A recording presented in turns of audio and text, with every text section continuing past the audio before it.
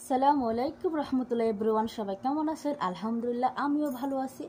আমি যেইখানে ঘুরতে গেছিলাম, যেইখানে বেড়াইতে গেছিলাম, সেইখান থেকে দেখো রিটার্ন আমি আমার বাসায় চলে আসছি। আর এখন থেকে আমি এইখানে দাঁড়িয়ে ভিডিও করি, কারণ এই জায়গাটা আমাকে সেফ মনে হয় আর কথা বলতে সুবিধা হয়।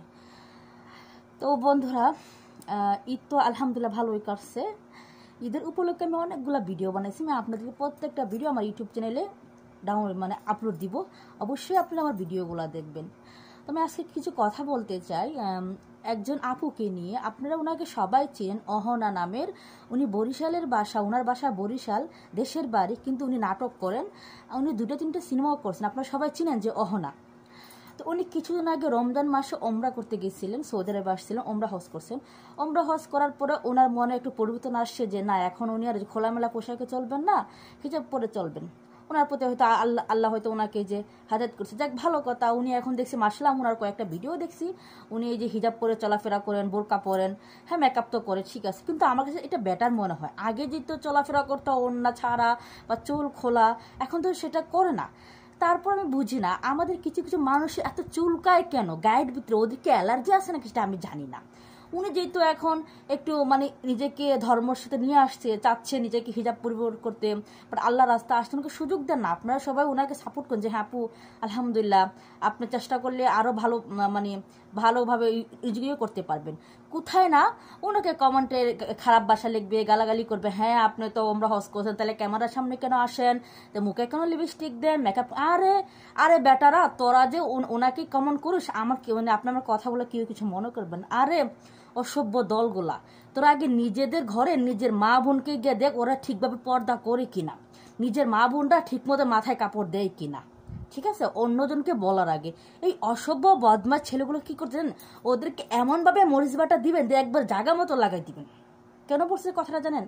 আর অসভ্য দুর্গর কোথায় ওনাকে সবাই একটু সাপোর্ট। একজন মানুষ যখন নিজের ভুল বুঝতে পারা, হ্যাঁ উনি যদি অ্যাক্টর, উনি চাইলে সব শর্টকাটে নিজেকে ক্যামেরা থেকে দূরে রাখতে পারবেন না, ও সময় দিতে হবে। তারপরে আমাকে যেটা বেটার, যে আগে যেভাবে পোশাক পরতে যেখানে ভদ্রতা শিখেছে ভালো কথা।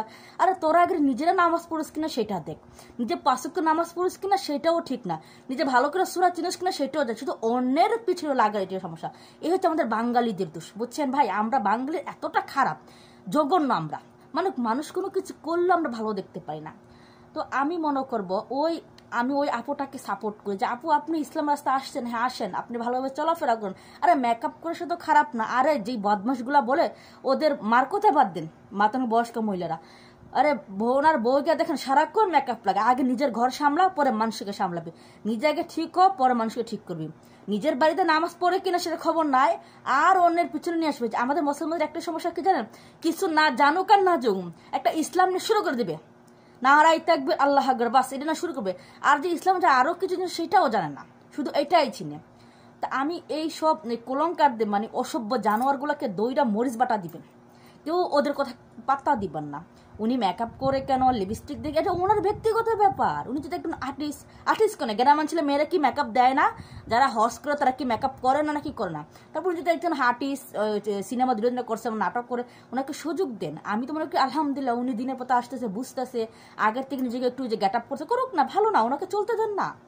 আরে আমি পাপ করে সেটা আমি বুঝবো, আপনি করলে আপনি জবাব দিন, কেউ দিবে কারো জবাব দিবে না। তো আমরা আমাদের এত চুলকায় কেন ভাই? আমার এটাই সমস্যা যে আমরা বাঙালিরা তো খারাপ কেন?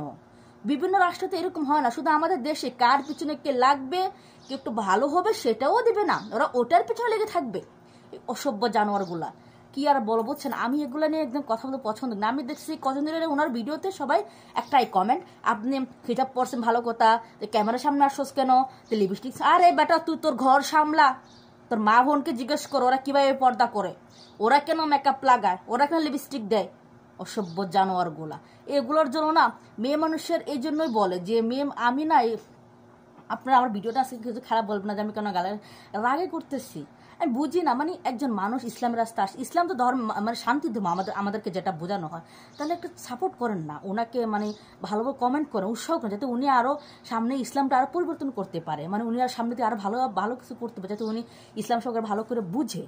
এমন তো কথা না যে মুসলিম হলে যে মেকআপ করা যায়, কথা তো নিয়ম নেই। কেন? এটা কোনো কথা আছে? মানুষ যদি ভালো, শুধু যে বোরকা পরলে মানুষ মানে ভালো হয় তা না। আপনি বোরকা ছাড়াও চলতে পারেন। যদি আপনার শরীরের জামাটা বড় সড়ো থাকে, সুন্দর করে হিজাব পরেন, গেট আপ করেন, যাতে আপনার শরীরের কোনো অংশ দেখা যায় না, আপনার সেটা তো পর্দা ঠিক আছে। ইসলাম তো এমন কোনো কথা না যে আপনাকে বোরকা পরে চলতে হবে না। আবার কিছু কিছু আপুরা আছে যেমন ফিগার টিগার দেখা, এগুলো ঠিক না। তো যার যার ব্যক্তিগত ব্যাপার, আমি আপনাকে বলে কি লাভ বলেন? তো কোনো দরকার আছে? আমরা কি করি সেটা দেখবো, আমরা নিজেদের দোষ দেখবো, অন্যের দোষ কখনো চাপাবো না। যাই হোক, ভিডিওটা বড় হয়ে যাচ্ছে, আপনারা আমার ভিডিওটা দেখুন। আর অসভ্য বেড়াগুলারে দইরা একবারে মরিচ ডাইরেক্ট জায়গা মতো দিয়ে দিবেন, অসভ্য বদমাশগুলারে। এটির জন্য মানুষ ভালো হইতে পারবো না। কেউ ভালো হওয়ার চেষ্টা করবে, ওরা যে মানে ফেরত কাটবে। এই অনলাইনে বসে বসে এটি কোনো কাম নাই তো, কার ঘরের কি সমস্যা নিজে করে ঠিক নাই, মানুষের গয়না টানাটানি করে, অসভ্য জানোয়ারগুলা।